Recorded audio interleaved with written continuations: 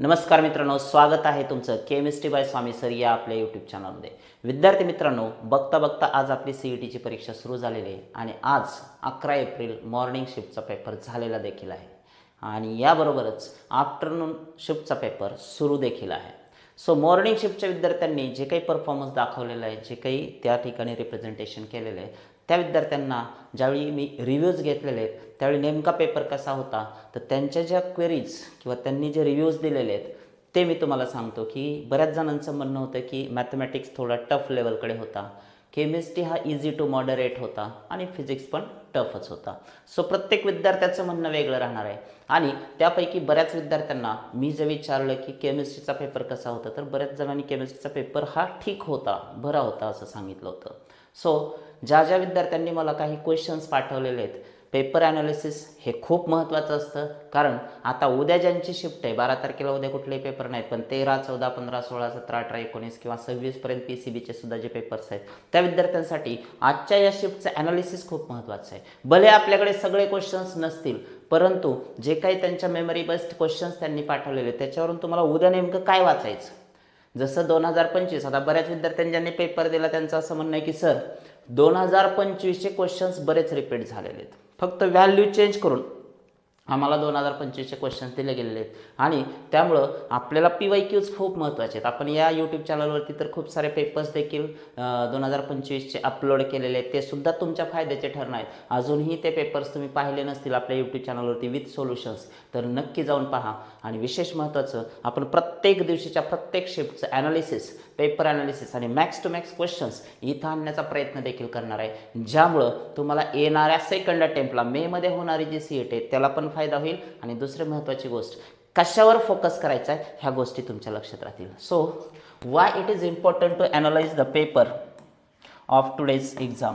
11 April morning shift paper analysis मी तुम्हाला सांगत आहे की कशा पद्धतीचा पेपर होता, विद्यार्थ्यांनी ऑलरेडी सांगितलेलं आहे. आता हे ॲनालिसिस आपल्यासाठी महत्त्वाचं काय आहे, important for next paper shift students. उद्या परवा म्हणजेच येणाऱ्या करस्पॉन्डिंग डेजमध्ये ज्यांच्या शिफ्ट आहेत त्या विद्यार्थ्यांसाठी हा व्हिडिओ अत्यंत महत्त्वाचा ठरणार आहे, माइलस्टोन ठरणार आहे. कारण याच्यातून तुम्हाला आयडिया येणार आहे की where to be focus on. Okay, so दुसरी महत्त्वाची गोष्ट, important to improve your marks in second attempt.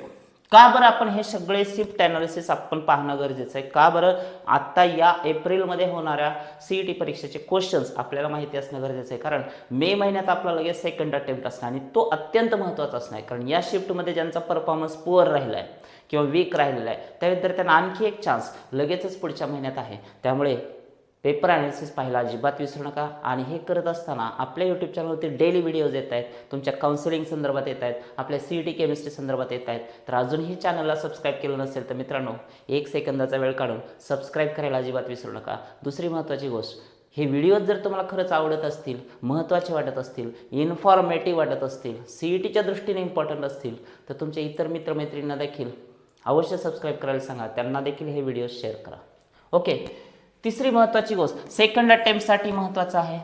Next paper येणारे जे आहेत त्यांच्यासाठी ॲनालिसिस महत्त्वाचं आहे, important for what to focus on.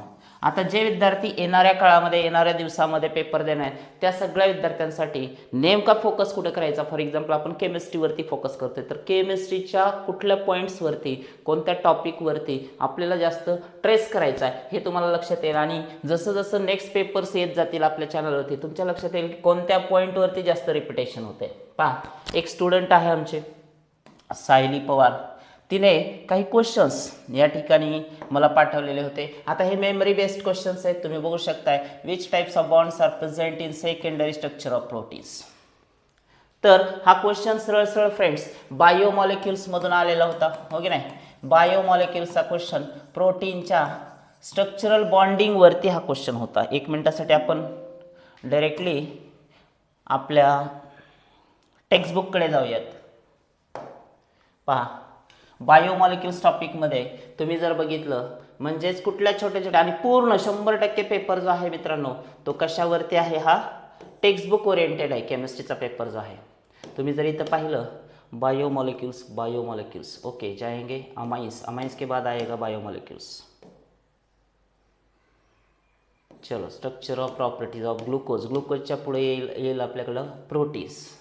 तर इथं आपण बघू शकतो, पहा, प्रोटीन्स, सेकंडरी स्ट्रक्चर ऑफ प्रोटीन्समध्ये कुठल्या प्रकारचं बॉन्डिंग आहे असा क्वेश्चन आला होता, जो तिनं मेमरी बेस तिला आठवून तिनं मला पाठवलेला आहे. तर आपण बघूयात की प्रोटीन्सच्या बाबतीत तुम्ही इथं पाहू शकता. हे पहा, हे शुगरचे स्ट्रक्चर झाल्यानंतर सेकंड बायोमॉलिक्यूल जो आहे आपला तो प्रोटीन्स आहे मित्रांनो. इथं प्रोटीन्स सुरू झाला आणि प्रोटीन्समध्ये तुम्ही बघू शकताय की सेकंडरी स्ट्रक्चरबद्दलचा हा क्वेश्चन होता. अमायनो ॲसिड याच्यावर देखील क्वेश्चन असतो मित्रांनो फिक्स. तुम्हाला कितीतरी PYQs मी सांगितले ते 2025चे. ॲसिडिक कोणता, बेसिक कोणता, कोणामध्ये कोणता, आर ग्रुप. त्यामुळे हा टेबलसुद्धा इम्पॉर्टंट आहे, पाठच करून ठेवा. आता तुम्ही इथं बघू शकताय secondary structure of protein. Yes, coming to the structural part of protein. हे पेप्टाइड बॉन्ड आला, त्यानंतर टाईप्स ऑफ प्रोटीन्स आलं आणि आता जात